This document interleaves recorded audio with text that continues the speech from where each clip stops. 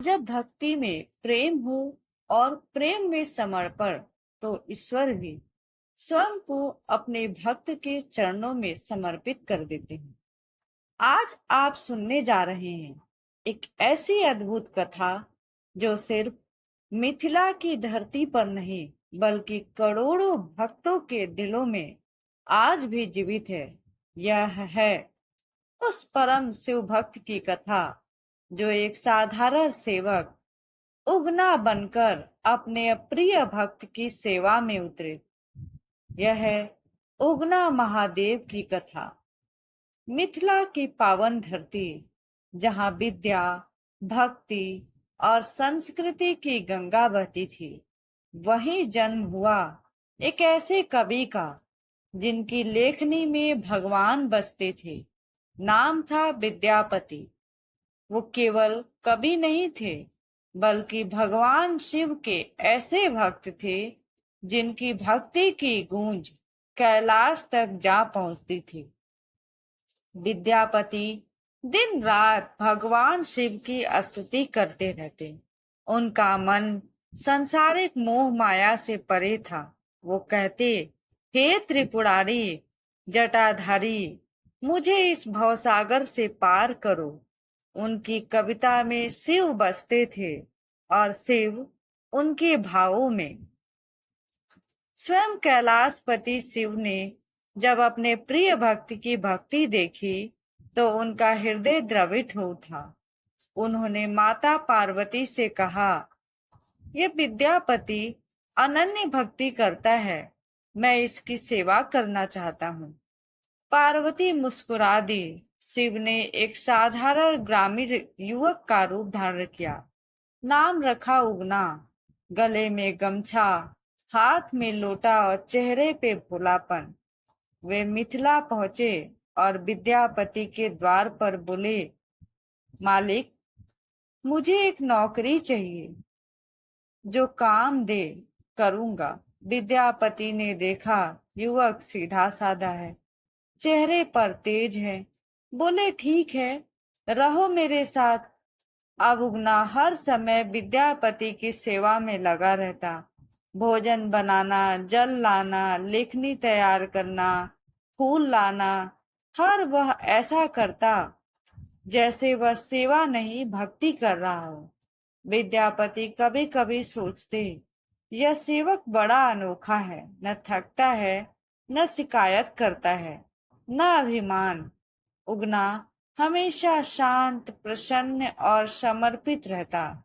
एक बार विद्यापति एक यात्रा पर निकले।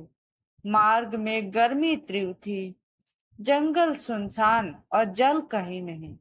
विद्यापति को तेज प्यास लगी। उन्होंने उगना से कहा, थोड़ा जल मिलेगा? उगना के पास कोई पात्र नहीं था और आसपास पानी नहीं। विद्यापति की दशा देखकर वह एक पेड़ की छांव में गया, आंखें मूंदी और अपनी जटाओं से गंगा जल निकाल कर लौट आया।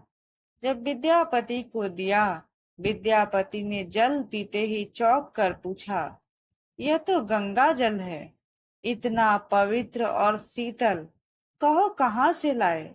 उगना कुछ नहीं बोला। विद्यापति ने आग्रह किया, बताओ तुम कौन हो? तब उगना मुस्कुराया और एक क्षण में उसके शरीर से प्रकाश फैल गया। सिर पर चंद्रमा, जटाओं में गंगा, त्रिनेत्र, शरीर पर भस्म। विद्यापति, मैं तुम्हारा उगना नहीं, मैं स्वयं शिव हूँ। विद्यापति भूमि पर गिर पड़े। उनकी आंखों में अश्रु धारा बहने लगी। बोले, प्रभु, आपने मेरे लिए यह सेवा की, मैं कितना सौभाग्यशाली हूँ। शिव ने कहा, तुम्हारी भक्ति ही मेरा आकर्षण है, पर मेरी एक प्रार्थना है, किसी को मत बताना कि मैं कौन हूँ। विद्यापति ने वचन दिया, लेकिन रहस्य अधिक दिनों तक छिपा नहीं रह सका। एक दिन विद्यापति की पत्नी ने उगना से कोई काम कहा और उसने अनसुना कर दिया। पत्नी ने उसे डांट दिया, कुछ काम नहीं करता और मालिक का प्रिय बना बैठा है। विद्यापति को यह अपमान सहन नहीं हुआ। उन्होंने पत्नी को बता दिया, यह उगना नहीं, स्वयं महादेव हैं। यह सुनते ही उन उगना बाहर आया, मुस्कुराया और बोला, विद्यापति, तुमने मेरा वचन तोड़ा है, अब मुझे जाना होगा। विद्यापति गिड़गिड़ाए, रोए, पैरों में गिर पड़े, प्रभु मत जाइए, मेरी भक्ति का यह सौभाग्य मुझसे मत छीनिए। शिव बोले, मैं जा रहा हूँ, लेकिन जहां मैं अंतर ध्यान होऊंगा वहां मेरी उपस्थिति बनी रहेगी। वह स्थान था भोजपुरा गांव, मिथिला का एक पवित्र कोना। वहीं शिव अंतर्ध्यान हो गए।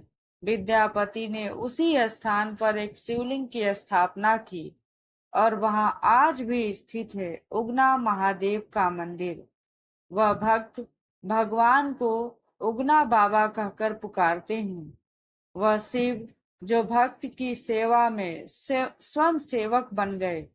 उगना महादेव की यह कथा हमें सिखाती है कि ईश्वर केवल मंदिरों और वेदों में नहीं, वह उस सच्ची पुकार में है जो हृदय से उठती है। अगर भक्ति निष्कलंक हो तो स्वयं शिव भी सेवक बनकर आपके जीवन में उतर आते हैं। इसलिए प्रेम करो, भक्ति करो, विश्वास रखो, क्योंकि जिसने भगवान को प्रेम से पुकारा है वो कभी अकेला नहीं रहता। आप सुन रहे हैं माई दास्तान डायरीज पर उगना महादेव की कथा।